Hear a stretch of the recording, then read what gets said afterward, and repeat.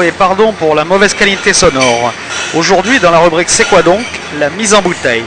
Ma petite merveille que vous voyez là fête cette année ses 30 ans. Ça fait donc 30 ans que nous faisons nous-mêmes la mise en bouteille après avoir fait appel à des prestataires.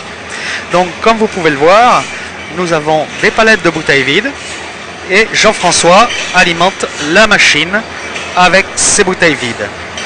Derrière, les bouteilles vont passer sur ce tourniquet qui va remplir les bouteilles bien pleines et les bouteilles vont ressortir du tourniquet sous les becs et vous voyez ce piston qui monte et qui descend qui va faire le nivelage. Donc toutes les bouteilles vont sortir avec le même niveau, c'est-à-dire les 75 centilitres. Vous pourriez voir au-dessous des bouteilles un petit chiffre 55 ou 63. Moi mes bouteilles sont des 63, ce qui veut dire qu'à 20 degrés, le niveau du liquide étant à 63 mm du haut du goulot, vous avez les 75 centilitres. J'ai l'habitude de remplir un petit peu plus mes bouteilles aux alentours des 55, c'est-à-dire 8 mm de plus, de manière à ce que quand vous aurez un petit dépôt après quelques années de vieillissement, vous ayez toujours 75 centilitres de vin malgré le dépôt.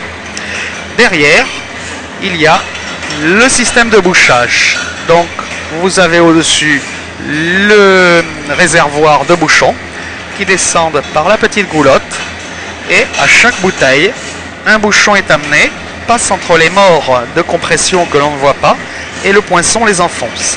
Derrière, pardon pour la lumière intense, mais nous avons donc le contrôle du niveau. Vous voyez, par transparence, avec la lumière derrière, on voit le niveau et s'il y a un doute, nous supprimons la bouteille et la re-remplissons.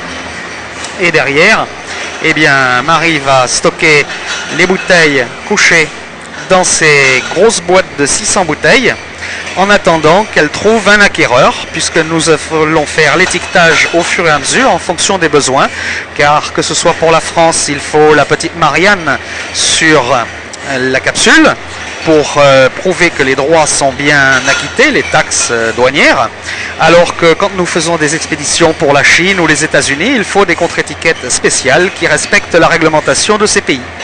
Je vous dis à bientôt pour une autre rubrique. C'est quoi donc ?